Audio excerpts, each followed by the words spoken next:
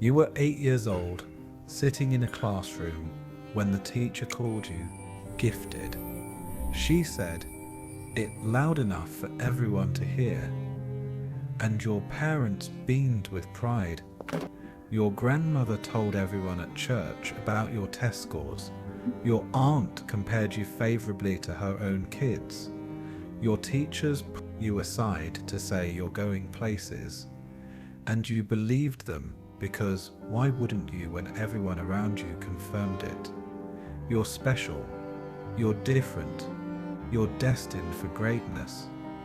Fast forward 20 years, you're sitting in your apartment at 2 a.m., scrolling through LinkedIn, looking at people you went to school with, people who weren't as smart as you, people who struggled with things that came easily to you, and they have careers, they have accomplishments, they have lives that look put together while you can barely get out of bed. Some mornings, you have 3 unfinished projects, a job you're overqualified for, and underperforming in a resume that looks impressive on paper, but feels hollow, a mind that still works brilliantly, but now it works against you, analyzing why you're stuck, understanding exactly how you got here, but unable to fix it. And the worst part, you can't tell anyone, because how do you explain that? Being smart has become a burden, that the gift everyone celebrated has turned into a curse, that you wish sometimes that you were just average, just normal, just functional enough to not care. This deeply about your own failure, this is the reality nobody warns gifted kids about. The fall is real, and it's brutal, and if you're living it right now, this video will explain. Being called gifted at a young age does something to your brain. It creates an equation in your mind. Worth equals performance.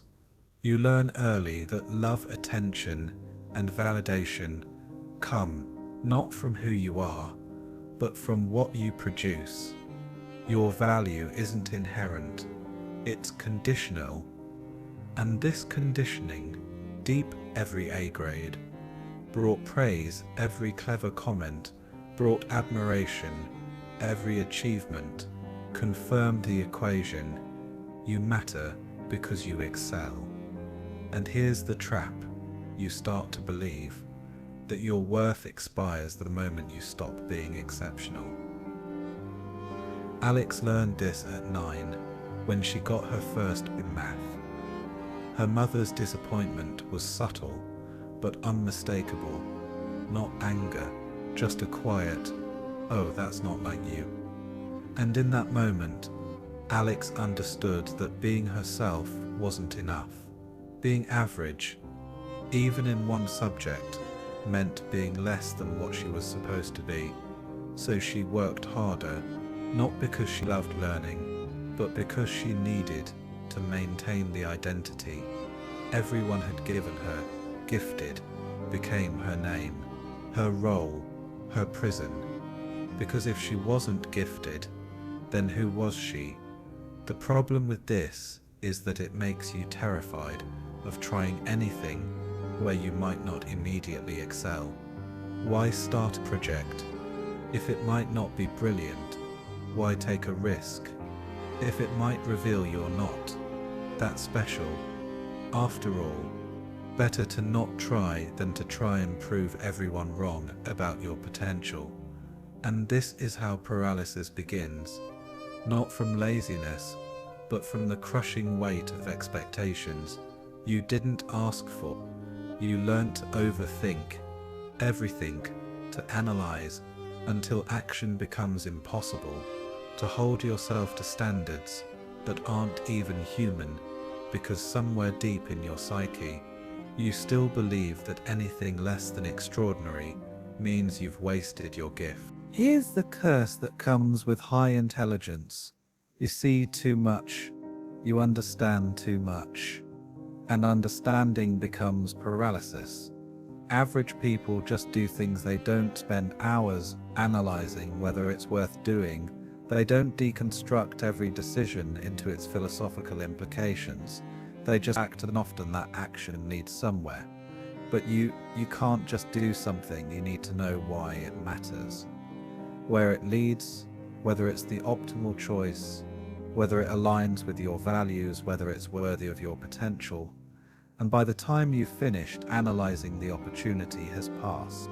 Alex spent 6 months planning to start a podcast, researching equipment, understanding audio engineering, studying successful formats, analyzing market gaps. By the time she felt ready to start, 3 people she knew had already launched theirs. They weren't better prepared. They just started, and then perfect action. Beat her perfect planning every time. This is the smart person's trap.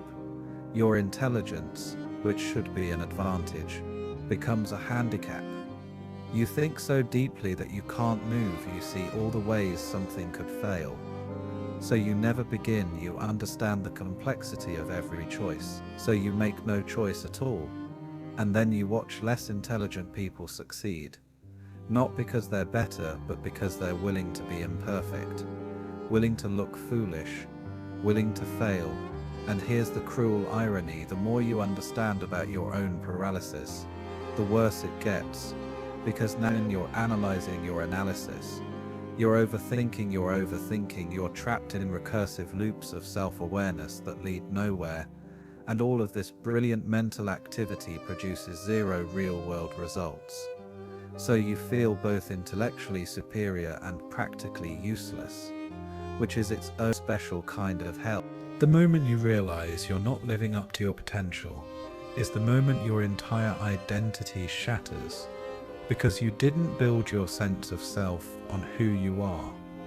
You built it on who you were supposed to become, and when that future doesn't materialize, you're left with nothing. For Alex, this realization came at 28 at a college reunion. Everyone asked, "What are you doing now?" And she had no impressive answer. She was working a job. She was overqualified for living in a situation she was underachieving in. And watching people she used to tutor succeed past her, the label that defined her childhood, gifted, had become a mockery, a reminder of wasted promise. And here's what nobody tells you about this collapse. It's not just disappointment, it's existential dissolution. Because your entire personality was constructed around being special. Without that, what are you? This is why so many gifted kids struggle with identity in adulthood. They never developed a self separate from their performance. They never learned to value themselves beyond their intelligence. They never built an identity that could survive mediocrity or failure. And when those inevitable human experiences arrived, had no psychological foundation to stand on. You weren't taught to be a person, you were taught to be a product. And when that product doesn't sell in the adult market, you feel fundamentally worthless. This identity collapse manifests as chronic anxiety, depression, imposter syndrome, or just a persistent feeling that you're living the wrong life. That somewhere there's a parallel universe where you became who you were supposed to be, where your potential wasn't wasted, and you spend your time haunted by that ghost self, by all the versions of you that should have existed. But here's the brutal truth. Your intelligence means nothing to the world. The world doesn't reward deep thinking. It rewards action. It doesn't celebrate potential. It celebrates results. It doesn't care how smart you are. It cares what you produce. And this is devastating for gifted adults, because they were raised to believe that intelligence itself was valuable, that being smart would automatically translate to success, that the world would recognize and reward their brilliance. But the real world doesn't work that way. The job market doesn't have a position called genius. They want skills, consistency.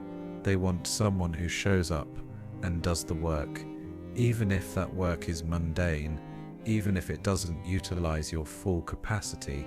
Society prefers functional mediocrity to unstable brilliance, because functional people are predictable, they're manageable, they don't ask uncomfortable questions, see through corporate nonsense, they just do their job and go home. Alex discovered this when she kept getting passed over for promotions, despite being the smartest person in the room. Her manager finally told her, "You think too much, you question too much. We need someone who just executes." And she realized her intelligence was actually a liability in a world designed for compliance, not for critical thinking. And here's where it gets darker. The world doesn't just ignore intelligence, it punishes it. Because smart people make others uncomfortable. They expose the emptiness of social norms, arbitrariness of rules, the shallowness of conventional success. They hold up a mirror, and people don't like what they see, so they ostracize, isolate, dismiss the intelligent person, not because they're wrong, but because they're right. And that's threatening. This is why so many gifted adults alienated. They're not just disconnected from success, they're disconnected from society itself, because they see too clearly and what they see isn't pretty. Being smart is lonely, not because you're arrogant, but because you're aware you see patterns others don't, question systems others accept, understand implications others ignore, and this creates an invisible wall between you and most people. You can't have casual conversations because your mind immediately goes 3 levels deeper. You can't enjoy shallow entertainment because you see the manipulation, the formulas, the emptiness. You can't participate in social rituals because you understand the performative, and participating in something you see as meaningless feels like dying inside. Alex would go to parties and feel like an anthropologist studying an alien culture.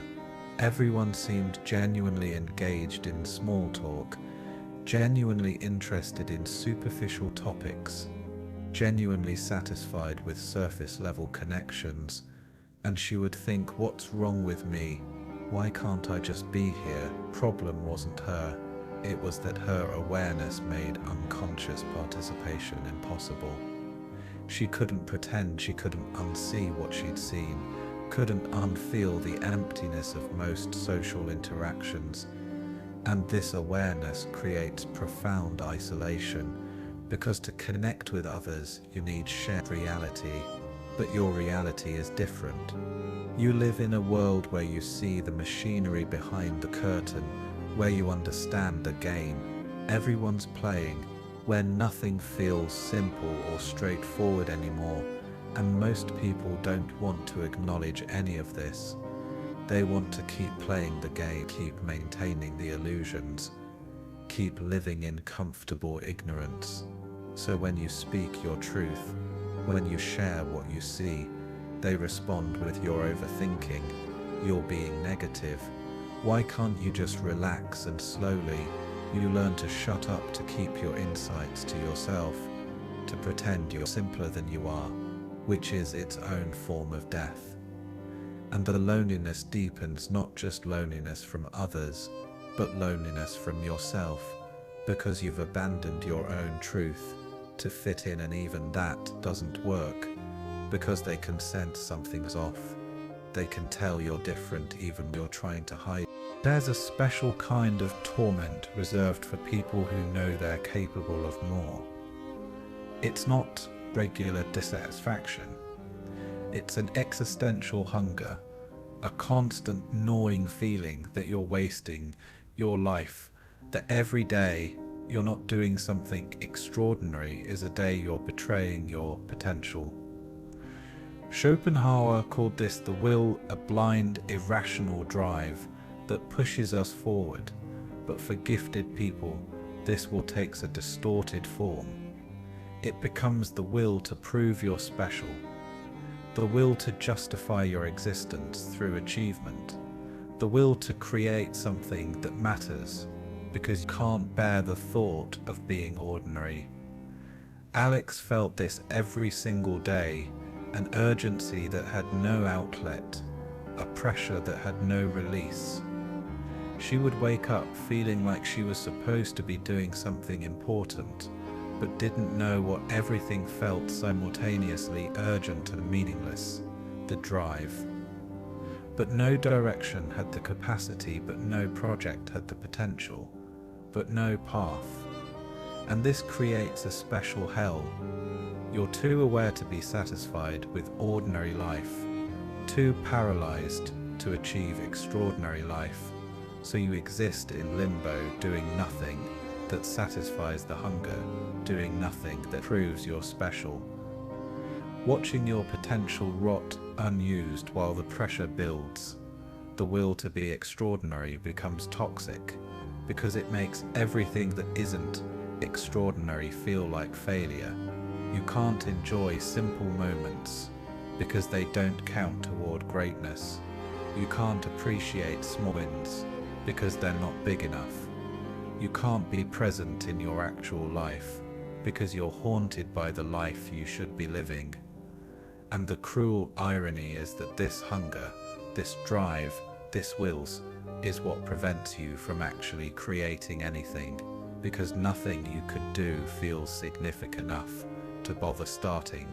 So you do nothing, and the hunger grows, and the pressure builds, and you hate yourself a little more each day for wasting what you would. You know what's worse than never being recognized once, and then losing it, because then you know what you're missing. You've tasted validation, you've experienced what it feels like to be seen and appreciated, and when it disappears, you spend the rest of your life chasing that high. Alex remembers the exact feeling of her teacher's approval at age 10. The way it filled something inside her, made her feel solid, real, important, and she's been chasing that feeling ever since. Every project she starts is an attempt to recapture that recognition. Every goal she sets is really about being seen again, being special again, mattering again. But here's the trap: recognition is the most addictive drug for gifted people, because it was the first thing that told them they mattered, and once you're hooked, you'll sacrifice anything for another hit. You'll work yourself to exhaustion, abandon your actual interests. You'll contort yourself into whatever shape might earn approval, and you'll never be satisfied, because external recognition is a bottomless well. It never fills you up. It never lasts. It never becomes the permanent sense of worth. You're seeking, meanwhile, you're so busy performing for an audience that you forget to ask, what do I actually want? If no one was watching, what would I do? If no one cared, would I still care? And these questions are terrifying, because the answer might be, I don't know. I've been performing for so long. I don't know who I am without an audience. I don't know what I want without external validation. I've built my entire existence around being recognized, and without that, I'm nothing.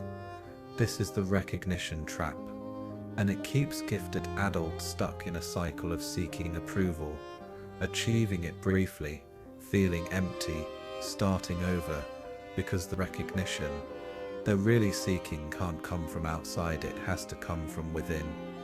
But they never learned how to give that to themselves. There comes a moment for every struggling gifted adult, a moment of choice disguised as rock bottom. Alex's moment came on her 32nd birthday, alone in her apartment, surrounded by evidence of her mediocrity, her unfinished projects, her unremarkable career, her absence of meaningful relationships, had a thought that changed everything. What if I just stopped? What if I stopped trying to be special, stopped chasing extraordinary, stopped carrying the weight of potential? What if I just let myself be ordinary, and in that moment something broke? But not in a bad way. The prison broke, the performance ended the equation that had governed her life. Worth equals achievement finally shattered, and what remained was just her, not the gifted child, not the disappointing adult, just a person tired of performing, tired of measuring, tired of waiting to become who everyone said she would be. This is the turning point. And it feels like giving up, feels like admitting defeat, feels like betraying everyone who believed in you. But it's actually the opposite. It's the first moment of freedom. Because you're not giving up on success, you're giving up on the prison of expectation. You're not admitting defeat, rejecting a game you never wanted to play. You're not betraying anyone. You're finally being honest about what's real.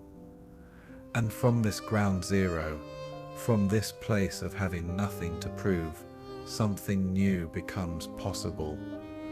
Not the brilliant future you were promised, but an authentic present, actually inhabit. Not extraordinary but real, not special but whole, not gifted but the path forward isn't about recovering your potential or finally achieving what you were supposed to achieve. It's about building a life on different ground that doesn't shift every time you fail to be extraordinary. For Alex, this meant making choices that would have horrified her childhood self. She took a simple job that didn't challenge her intellectually, but paid the bills and didn't drain her.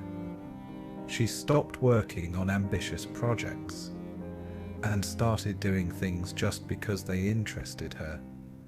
She stopped trying to have impressive conversations and started having honest ones, stopped measuring her worth and started just noticing her experience. And something unexpected happened. Peace, not the peace of accomplishment, but the peace of presence. Not the satisfaction of being special, but the relief of being real. Not the validation of external recognition, but the quiet confidence of self-acceptance. She wasn't happy every day. She didn't feel fulfilled in some grand sense. She still had moments of wondering what if. But she was free from the weight of potential, free from the prison of expectation, free from the exhausting performance of being someone she wasn't. This isn't the story people want to hear. There's no triumph, no redemption of wasted gifts, no moment where the world finally recognizes your brilliance, because that's not how this works. The real story is quieter, more human, more honest. You were never supposed to be a prodigy. You were supposed to be a person, and all those years you spent trying to be special were years you didn't get to be yourself. So the question isn't how do I recover my potential? The question is who am I when I stop trying to be extraordinary? And whatever answer emerges from that question is enough, more than enough. If this resonates, comment. I'm choosing authenticity over performance. And watch the next video, because we're going deeper into what happens when you finally let yourself be ordinary and discover it's actually more interesting than extraordinary ever